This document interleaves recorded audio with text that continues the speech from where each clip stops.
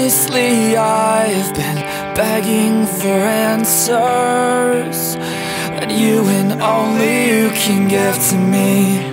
My voice crying loud, I've been crying for days now.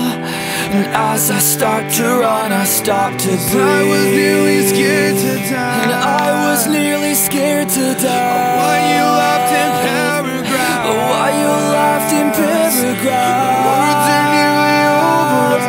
Words were nearly over. You stop and turn and grab your bags. And I'll be here by the ocean, just waiting for proof that there's sunsets and silhouette dreams.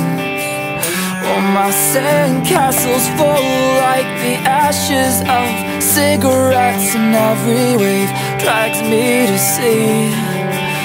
I could stand here for hours just to ask God the question: is everyone here make-believe?